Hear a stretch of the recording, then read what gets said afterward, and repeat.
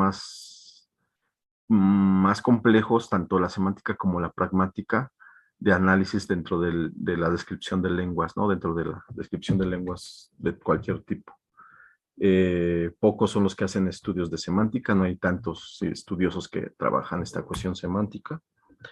Generalmente siempre se van por la parte más descriptiva sobre la sintaxis o la cuestión morfológica o la cuestión fonológica, ¿no?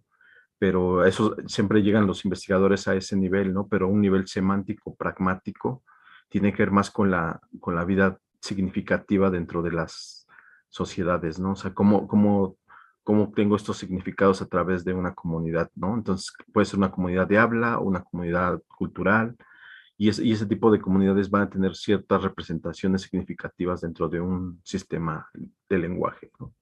Eso no es tan fácil de poderlo identificar, salvo que conozcas perfectamente la cultura y la lengua, ¿no? Por eso los investigadores no llegan a ese nivel, pocos son los que alcanzan a llegar a hacer ese análisis. Generalmente siempre llegan a un nivel morfosintáctico, un nivel sintáctico, un nivel morfológico y un nivel fonológico, ¿no? Pero sí hay estudios, o sea, sí hay estudios de semántica. Generalmente se trabaja mucho con español, por supuesto. Es como de las lenguas que se han trabajado, de las más trabajadas con respecto a la semántica. Últimamente un seminario, un área de investigación dentro del Colegio de México que se llama sobre semántica de lenguas originarias, ¿no? Entonces trabajan elementos más de tipo semántica funcional. Y pues es una área que apenas tiene poco tiempo que se está explorando cómo se trabaja en lenguas originarias la semántica. No es tanto, o sea, no es tanto que se han trabajado. Que conozco de ese seminario, he visto trabajos de semántica de oraciones ¿cómo se llama? En lengua náhuatl, en lengua maya, en lengua huave, en lengua Tzotzil, Sectal, en lengua mazahua, lengua tlahuica. O sea, no son tantas lenguas con las que han trabajado y no todos los aspectos de la semántica, ¿no? Entonces, la semántica para mí siento que es uno de los temas más actuales en términos de trabajo. Casi no se ha hecho tanto, y, pero sí, o sea, no se ha hecho tanto en lenguas originarias, generalmente se ha hecho en lenguas extranjeras y español. Bueno, después de esta pequeña introducción, les voy a definir qué es la semántica. ¿Sí se ve o todavía no se ve? ¿Sí se escucha? Sí, profe. Ok. Sí, profe. Pues la semántica tiene que ver mucho como lo que les comentaba a sus compañeros a la clase anterior, ¿no? Decían, tiene que ver con el significado, pero el significado a partir de qué perspectiva, ¿no? Cuando hablamos de significado, cuando ellos estaban definiendo significado y significante, estamos hablando de una perspectiva del signo lingüístico, y ese signo lingüístico lo definió propiamente Ferdinand de Saussure, ¿no? En su libro de Introducción a la Lingüística General. Pero no solamente es Saussure el que ha trabajado el significado, la cuestión del signo lingüístico, ¿no? Hay otro autor que se llama Sanders Peirce, y él también ha trabajado la cuestión del signo lingüístico, y ya no lo trabaja solamente como significado significante. Él ya maneja tres elementos. Aquí es una dualidad o una cuestión binaria, donde dice que hay un significado y hay un significado dentro del signo lingüístico. Eso lo dice Saussure, pero Charles Peirce, él aborda desde una perspectiva triádica, ¿no? Él dice, existió un índice, un icono y un símbolo. Son tres elementos importantes dentro del signo lingüístico, ¿no? Y cuando hablamos de semántica, lo que va a estudiar va a ser los signos, ¿no? O sea, cuando hablamos de signos, estamos hablando de significados, ¿no? Va a estudiar los significados, la semántica, ¿no? Pero la semántica no va a abordar nada más el significado de las palabras, ¿no? Que esa es un área de la semántica, ¿no? De hecho, muchos de los diccionarios que ustedes pueden consultar en la red o pueden comprarlos en las librerías, todos esos diccionarios fueron trabajados a través de esta área de la semántica, pero se le conoce como la semántica léxica, ¿no? O sea, es una semántica que se conoce como semántica de análisis, es semántica léxica. Algunos les llaman lexicografía, ¿no? Entonces, pero tiene que ver con elementos significativos dentro de las palabras, ¿no? Entonces, ese es un área muy importante, muy grande con la que se trabaja y se ha trabajado mucho. Todos los que han hecho lexicografía o generación o producción de diccionarios se han orillado justo en la semántica léxica o la semántica de palabras, ¿no? Pero hay otra área muy importante, por ejemplo, bueno, lo que ayer vimos con sus compañeros, presentaron una serie de elementos conceptuales con respecto a las palabras, ¿no? Y eso también tiene que ver con la semántica. O sea, pero la semántica igual tiene que ser de la que ellos estaban presentando era una semántica de tipo o de palabras, ¿no? Una semántica léxica también. O sea, cuando decimos que hay palabras que son antónimas, o cuando decimos que hay palabras que son sinónimos, o cuando hay palabras que son hiperónimos, o cuando hay palabras que son polisémicas, cuando hay palabras que son... Todo eso son palabras, palabras, palabras, palabras. Y es lo que analiza y lo que trabaja la semántica léxica, ¿no? Entonces, ellos nomás comentaron y abordaron la parte de la semántica léxica, ¿no? En términos muy generales, y que lo vamos a ver todavía con más detenimiento y con mucho más ejemplos cuando veamos semántica en general, ¿no? Como materia, ¿no? Y la otra área de la semántica se le conoce como semántica de las oraciones, ¿no? Pero no solo se le conoce como semántica de las oraciones, porque hay algunos matemáticos que han influido dentro de esta área, que es la semántica oracional, como Frege. Frege es uno de los precursores de esta semántica oracional, que él es matemático y sus propuestas lógico-matemáticas hicieron y fortalecieron esta área de la semántica, que es la semántica oracional, ¿no? Y cuando hablamos de semántica oracional, estamos hablando de significados que me van a dar ciertas oraciones, cierto tipo de expresiones, cierto tipo de cláusulas, cierto tipo de frases, ¿no? Y ese tipo de frases vamos a encontrarlas en términos de análisis a través de esta semántica oracional. Unos también la llaman semántica funcional, ¿no? También, o sea, y que es lo mismo, o sea, una semántica oracional, una semántica funcional es sinónimo, ¿no? Entonces, pero son las dos áreas principales. Cuando les lleguen a preguntar, oye, ¿cuáles son las áreas más estudiadas o que aborda la semántica en general? Pues estamos diciendo que trabaja la semántica oracional y la semántica de palabras o la semántica léxica, ¿no? O sea, ese es como lo básico de conocer qué es la semántica y qué estudia la semántica. Y qué estudia, pues, los significados, ¿no? O sea, el punto nodal o el punto central o esencial son los significados, ¿no? Los significados en palabras, los significados en oraciones, ¿no? Eso es lo que... Y cuando hablamos de palabras, por ejemplo, aquí hay una definición. El significado de una palabra es más complejo y más interesante de lo que se podría pensar, ¿no? Es normal que una palabra tenga más de una acepción. Y aquí ya empezamos a abordar la cuestión de la semántica, de léxica, ¿no? La semántica de palabras, ¿no? Cuando hablamos de acepción, es cada uno de los significados que una palabra según los contextos que aparece, ¿no? O sea, yo puedo tener diferentes acepciones de una sola palabra, pero va a depender del contexto donde el que aparece. Por ejemplo, ayer hablaban un poco de la palabra en términos significativos, de qué es connotación y qué es denotación. Eso es empezar a analizar una palabra. Por ejemplo, si yo digo Juan, eso me va a denotar un nombre propio, común, ¿no? Y lo podemos conocer dentro de la sociedad, ¿no? O puedo decir Pedro, ¿no? Puedo decir Mario, ¿no?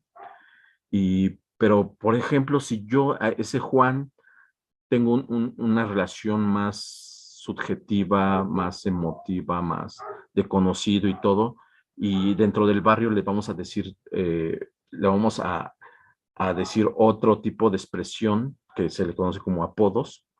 Eso ya no tiene que ver tanto con la denotación, sino con la connotación, ¿no? Entonces, yo puedo decirle, a lo mejor el Juan le decimos en el barrio, le decimos el pollo, ¿no? O le decimos el greñas, o el, o el, no sé, algún apodo, y eso ya me va a connotar porque el contexto que estoy diciendo es un contexto más social, ¿no?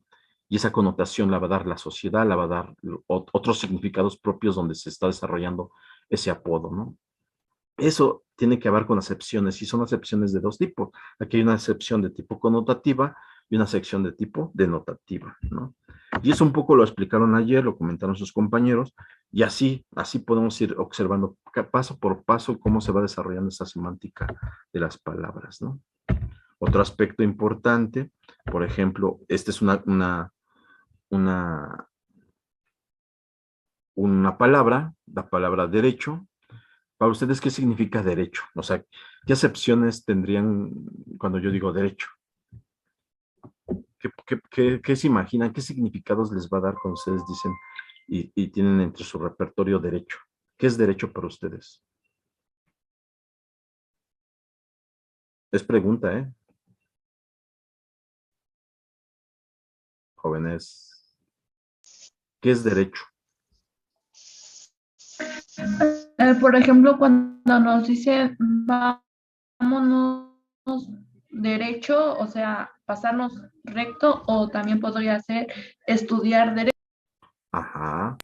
O también puede ser la persona que es recta y que tiene buenos principios y que no es corrupta y tiene buenos valores. Vean, ya vimos aquí dos acepciones que está diciendo su compañera y yo estoy diciendo una nueva. Son varias acepciones. Entonces las acepciones pueden tener, las palabras pueden tener diferentes significados, pero ¿qué me lo va a dar? ¿Qué va a poder definir ese concepto de qué es derecho? Pues el contexto. O sea, si, como ahorita comentó su compañera, si estoy pidiendo una dirección y generalmente siempre decimos, ah, sí, váyase todo derecho, ¿no? Entonces ahí ya caminas todo derecho, ¿no? O la cuestión, ah, yo estoy estudiando derecho en la Universidad La Salle, ¿no? O sea, eso ya es otra acepción, ¿no? Entonces ya se dieron cuenta que los significados van a depender de los contextos sociales, de los contextos de habla, de los contextos de uso de la palabra, ¿no? Entonces podemos tener acepciones como recto, camino, derecho, lo que nos acaba de decir su compañera, pero también puede ser derechos, puede ser la persona que es justa, es legítima, es un hombre que es derecho, ¿no? Que no es corrupto, ¿no? Por ejemplo, ¿no? Entonces ya podemos observar que la semántica empieza a observar estos significados dentro de las palabras, ¿no? Otro aspecto, eso no solamente es exclusivo del español, ¿no? Por ejemplo, en lenguas como el MEPA, ellos tienen una palabra que es como esta, ajanga, ¿no? Ajanga, que esto significa, tiene diferentes acepciones. Esta palabra va a depender del contexto igual de uso, o sea, el hablante de esta lengua va a depender, si está puede decir, ah, esto significa palabra, pero si está narrando un cuento, esto también significa cuento, o también puede significar idioma. O sea, tiene tres significados esta palabra anga, pero va a depender el tipo de contexto, ¿no? O sea, si la estoy utilizando como un elemento gramatical, puede ser palabra. Si la puedo utilizar como una denominación de un idioma, puede ser eso también, o puede ser si estoy contando un cuento o estoy narrando un cuento, puede ser esa palabra también, ¿no? Entonces, vean, tiene tres acepciones dentro de esta lengua y ese es el significado que me lo va a dar culturalmente, lingüísticamente y contextualmente. Entonces, eso es lo que estudia la semántica léxica, ¿no? Pero vayamos un poco más allá, ¿no? Vamos a la semántica oracional, ¿no? Cuando hablamos de semántica oracional, estamos hablando de esto, ¿no? De una proposición. ¿Qué es una proposición? Es una aseveración que puede ser duda, que puede ser cuestión, puede ser muchas, o puede ser una creencia, ¿no? O sea, las proposiciones, y esas proposiciones ya fueron después, por eso les digo que los matemáticos empezaron a influir en este tipo de ciencia, de estas áreas de la lingüística, que es la semántica oracional, porque los matemáticos empezaron a observar las proposiciones lógicas, ¿no? Desde hace mucho tiempo, ¿no? O sea, cualquier matemático dice, pues vamos a hacer esta proposición lógica y tienen hasta sus formulitas, ¿no? Dice, si P, entonces Q, ¿no? Entonces hay una proposición totalmente lógica, si P, entonces Q. Entonces, si yo estoy haciendo esa proposición, que puede ser una proposición de aseveración, puede ser una proposición de duda o una proposición de hipotética, ¿no? Por ejemplo, si yo digo, si está nublado, significa que, ¿qué significa si está nublado? ¿Ustedes cómo terminarían la proposición? Si está nublado, ¿qué significa? ¿Que va a llover? Que va a llover, ¿no? Entonces hay una proposición meteorológica, ¿no? En términos de la naturaleza, y es una proposición lógica, ¿no? O sea, pero además tiene que ver con el lenguaje y también tiene que ver con el uso, ¿no? Entonces, hasta se ha visto dichos que dicen, está nublado, es que va a llover, ¿no? Y hay muchas cosas así que nos va a dar cierto significado en el uso común de la lengua, pero que también tienen o sea, razonamientos de tipo lógico, ¿no? y que estas preposiciones van a ser aseverativas, que pueden ser afirmaciones, que pueden ser de duda, que pueden generar dudas, o también puede ser cuestiones de creencias, ¿no? Entonces, eso son lo que nos va a dar los diferentes tipos de oraciones, ¿no? Todas las oraciones van a expresar diferentes tipos de proposiciones. Y aquí vamos a ver, por ejemplo, un ejemplo muy simple, ¿no? Aquí está. El perro vio al ave, ¿no? Aquí es que estoy afirmando que el perro observó una ave. O sea, esa es una aseveración.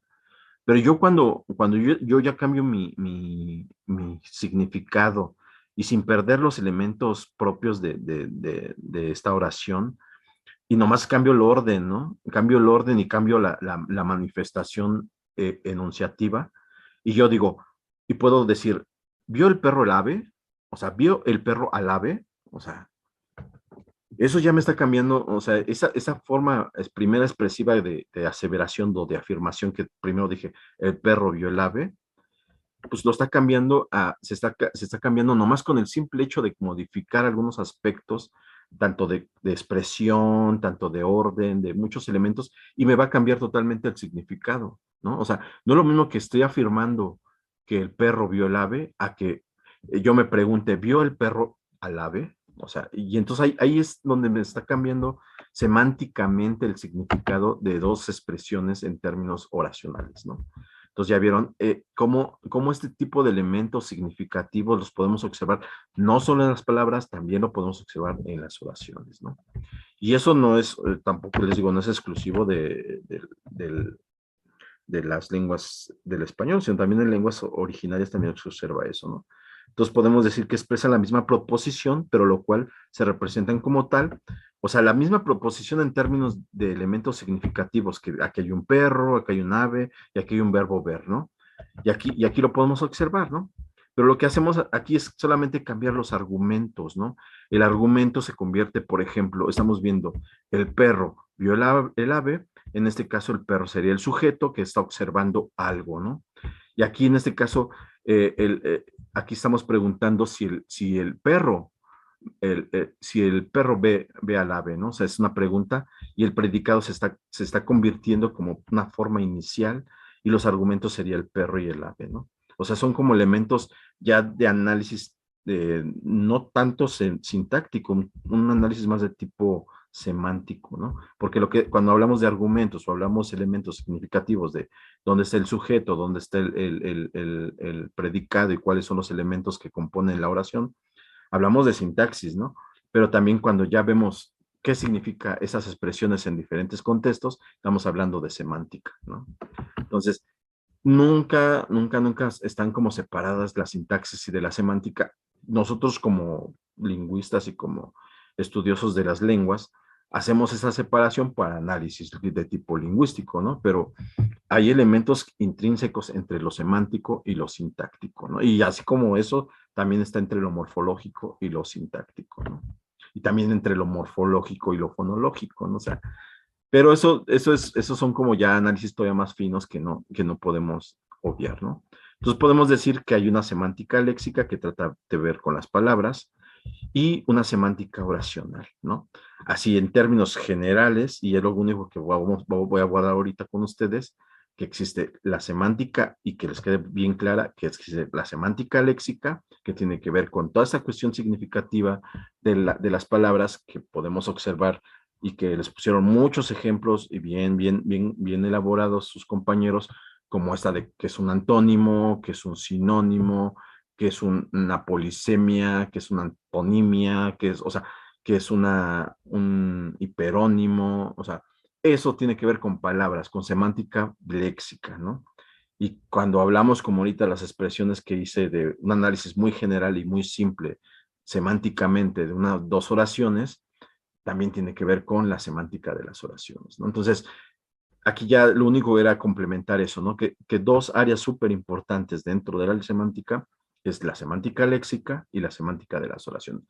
Y cuando hablo de semántica de las oraciones, también les llamo semántica funcional. De hecho, a mí en la licenciatura me dieron todo un semestre de semántica funcional, que era semántica oracional, y lo que hacíamos era análisis de oraciones, ¿no? O sea, para ver cómo se comportaban, ¿no? En términos semánticos.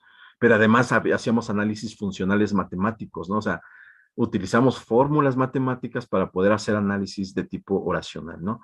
Pero ese era el modelo y la metodología que utilizaban los maestros que nos daban semántica oracional, ¿no? O semántica funcional, ¿no? No, eso no lo vamos a ver nosotros ni aquí en esta, ni ahorita, ni tampoco en cuarto semestre, porque son cosas mucho más complejas y que pues, tampoco quiero, ustedes no van a ser lingüistas en el sentido de que pues tienen que saber esta cuestión de semántica funcional. A lo mejor les voy a poner algunos ejemplos de cómo se hacen análisis funcionales semánticos a través de la matemática, de la lógica matemática, y les pondría algún ejemplo, nomás si se los describiría, pero no es para que se lo aprendan la metodología, ¿no? O sea, nomás es para comentárselos y sepan que existe ese tipo de semántica, ¿no? Entonces, en general sería esto era lo que quería como abordar con ustedes en términos muy, muy generales. Y otro tema que también quería abordar, que ya es un poco la aplicación, ¿no? De esta semántica en un ejemplo o en un caso muy específico, y que tiene que ver con la lingüística antropológica, ¿no? ¿Y por qué la lingüística antropológica? Porque la semántica, como estamos hablando, y como les digo, la semántica tiene que ver con elementos culturales, elementos significativos dentro de una cosmovisión, dentro de elementos propios de un sistema de lengua, un sistema cultural.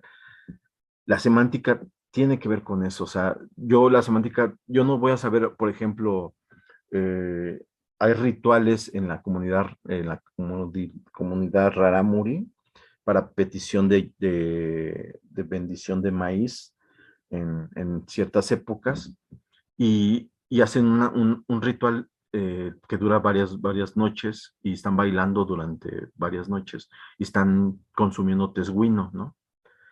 Pero ese ritual tiene nombres, tiene elementos simbólicos, tiene elementos culturales muy, muy, muy únicos de ese contexto, y todos esos son significados que lo va a dar solamente la cultura y la lengua. Y si yo no conozco la cultura, no conozco la lengua, entonces yo como cualquier investigador externo, pues nomás voy a abordar de forma muy, muy superficial el fenómeno lingüístico que esté estudiando, ¿no? Un fenómeno cultural lingüístico que va a ser muy, muy, muy, muy superficial. Pero si yo me adentro con la cultura, conozco la lengua, la hablo la lengua, estoy dentro de la cultura, vivo ese tipo de rito, voy a empezar a observar y empezar a describir elementos propios y un poco más fieles y más cerca a la cultura, ¿no? Entonces, eso es como más ya una semántica más antropológica, ¿no? Entonces, y eso se puede observar en cualquier estudio, o sea, en cualquier estudio de lingüística antropológica, ¿no? La lingüística antropológica tiene que ver justo con este elemento importantísimo y que muchos autores, tanto Wolf, Sapir y otros investigadores lo conocían como relativismo lingüístico. ¿Eso qué tiene que ver con la cuestión lingüística? Pues tiene que ver con cuestiones de cómo vemos el mundo, y cada cultura va a ver su mundo desde su perspectiva cultural y lingüística, ¿no? O sea, no podemos ver un mundo que es homogéneo, no hay un mundo homogéneo. O sea, hay muchos mundos, muchas formas de ver el mundo, muchas formas de pensamiento, muchas formas de cultura y muchas formas de lenguas, ¿no? O sea, entonces ese es el relativismo lingüístico. O sea, no hay algo único, no hay algo heterogéneo u homogéneo, ¿no? En todas las culturas, ¿no? Entonces, eso era lo que los principales investigadores como Sapir y Ward empezaron a observar en las culturas. Dijeron, no, es que no todas las lenguas son iguales, ¿no? O sea, cada lengua tiene su particularidad, y cada lengua no es como tan homogénea y aquí hay una heterogeneidad en términos culturales y en términos lingüísticos en cada una de las lenguas y culturas, ¿no? Uno de los principales investigadores que empezaron a explorar las lenguas y las culturas, y en ese caso más que las lenguas empezaron a explorar los territorios biológicos, explorar nuevas tierras y conocer el mundo, fue Will von Humboldt, que habían dos, eran hermanos, uno que era historiador y este era más naturalista, ¿no? Y el naturalista se acercó también con pueblos originarios, ¿no? del mundo, ¿no? Entonces empezaron a acercarse y a observar que habían diferentes culturas, ¿no? Y que esas culturas tenían un lenguaje, ¿no? Y tenían pensamientos, ¿no? Y cada cultura tenía una forma mental de pensar su mundo, ¿no? Entonces se dio cuenta que al hacer tantas exploraciones se empezaron a dar cuenta que existían una diversidad de culturas y de lenguas y de biodiversidad a nivel, y eso fue hace muchísimos años, 1830 y tantos, ¿no? O sea, eso fue hace muchísimo tiempo, ¿no? Y esos fueron como los primeros antropólogos biologicistas, podríamos decir, ¿no? Que son los que empezaron a trabajar con esa cuestión de la diversidad biológica, pero también la diversidad cultural y de las lenguas del mundo, ¿no? Humboldt fue de estos precursores, ¿no? Y él fue de los que observaron justo investigaciones como poblaciones o etnias como los esquimales, ¿no? Los esquimales que hablaban una lengua y que vivían en un cierto contexto biológico, en cierto territorio, en cierto bioma que le llaman, donde principalmente vivían donde estaba la nieve, ¿no? O sea, bueno, actualmente ha cambiado mucho el ecosistema de ellos porque pues con esto del calentamiento global y este deshielo de muchos lugares, pues este tipo de comunidades han perdido territorio y han perdido muchas cuestiones, ¿no? Entonces, de los primeros investigadores que empezaron a hacer estos estudios eran antropólogos que Adiós. acercaron a estas investigaciones, fue Franz Boas, que fueron de los que empezaron a describir lingüísticamente y antropológicamente estas culturas, ¿no? Muchos eran antropólogos y se dieron cuenta que la lengua era como lo principal para poder acercarse a las culturas y a las lenguas, ¿no? Y, y este Frank Boas empezó a observar justo este tipo de poblaciones esquimales y se dio cuenta, dice, ¿por qué los esquimales tienen docenas e incluso centenares de palabras que pueden nombrar la palabra nieve, ¿no? O sea, porque justo es la forma de cómo perciben, o sea, cómo perciben culturalmente, biológicamente el mundo donde están viviendo estas personas, estos esquimales, ¿no? Entonces, los investigadores empezaron a observar y dijeron, órale, ellos perciben estas tonalidades de nieve y les empiezan a dar nombres, ¿no? Nombres estas palabras sobre la nieve y eso era nombrar el mundo en lo que ellos vivían, pero eso era lo que uno no podía percibir como gente de fuera, ¿no? Como gente ya pues como un investigador que se acerca a un mundo y no conoce ese mundo y dice, pues yo nomás veo blanco, o sea, yo no veo más que blanco, veo nieve y para mí ese es mi concepto de nieve, ¿no? O sea,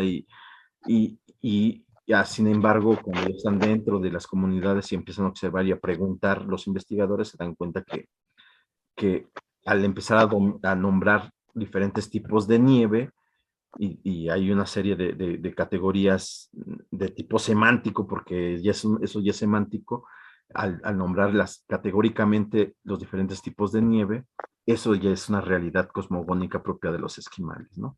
Y es como empieza a observar y decir Ramos que el lenguaje refleja funciones psicológicas fundamentales, ¿no?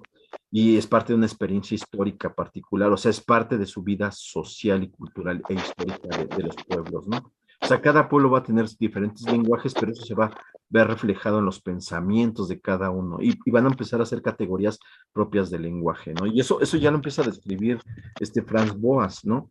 Pero además, a partir de eso, se empiezan a dar cuenta que hay dos elementos importantísimos que imagino que ya lo están viendo con algunos investigadores que les está dando antropología a ustedes, o teorías antropológicas o método etnográfico, que a partir de este tipo de estudios y acercamientos se dieron cuenta, empezar a observar esa metodología que se le conoce como el EMIC y el ETIC, ¿no? ¿Qué pasa con el EMIC y el ETIC? Este es otro lingüista que también se acercó a estudiar lenguas, ¿no? Lenguas y empezar a describirlas.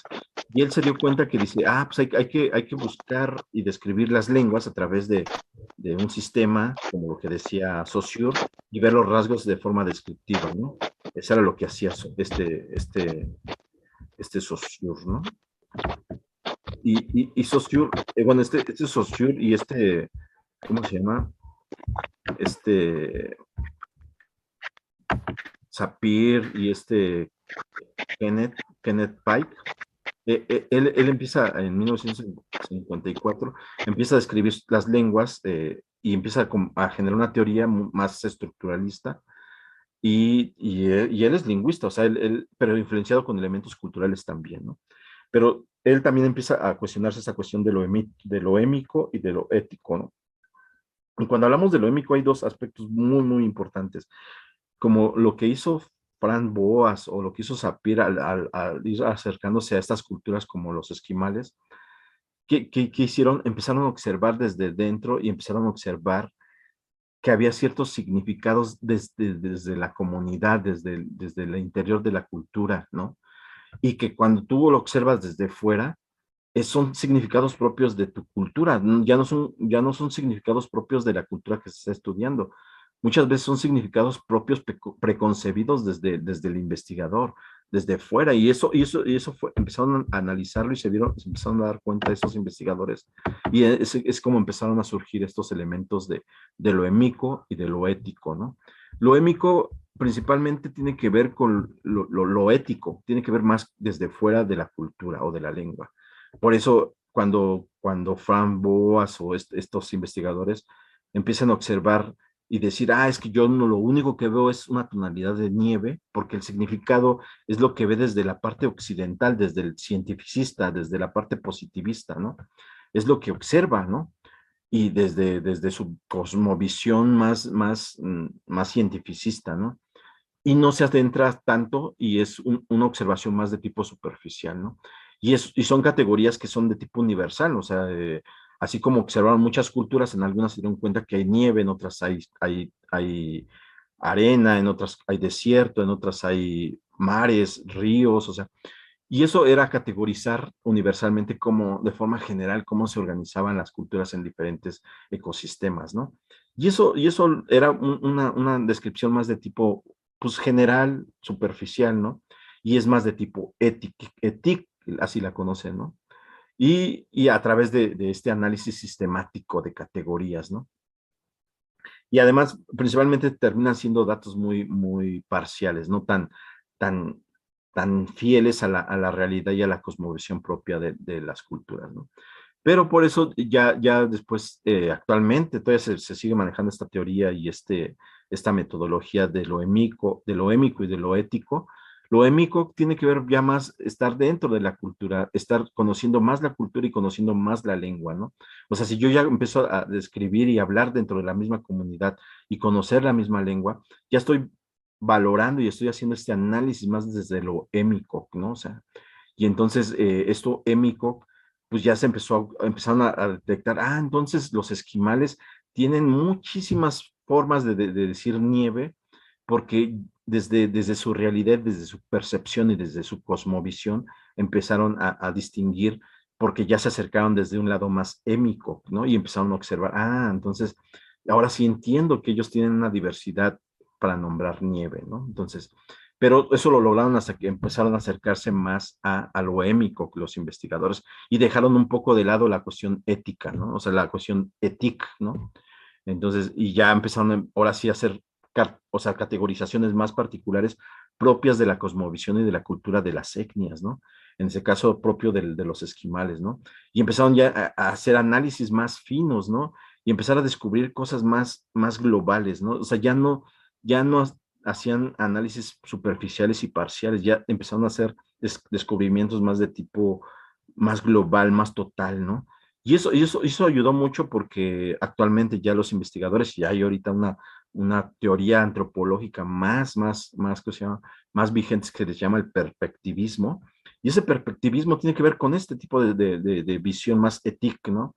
O sea, empezar a acercarte más de forma más fiel a la realidad de las comunidades originarias, ¿no? O sea, a la realidad de las comunidades, de la visión propia de los pueblos originarios, ¿no?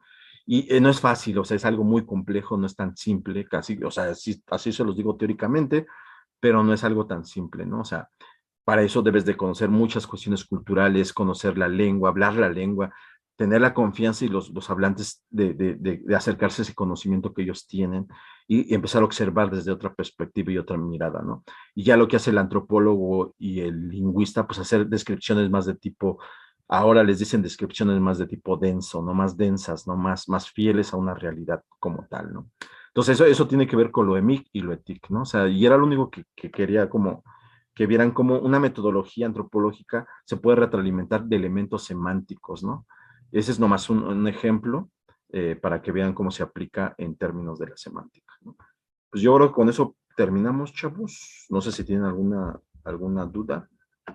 No, será cerrar un poco el nivel semántico, conocer un poco más de lo semántico, cómo se aplica en algún elemento pues más de tipo cultural, como en este caso de los esquimales, y, y pues ya, ¿no? O sea, pues se prepararía, creo que falta nomás un equipo, no sé si sí creo que nomás falta un equipo, es el equipo, creo, de pragmática. Y ya cerramos las exposiciones.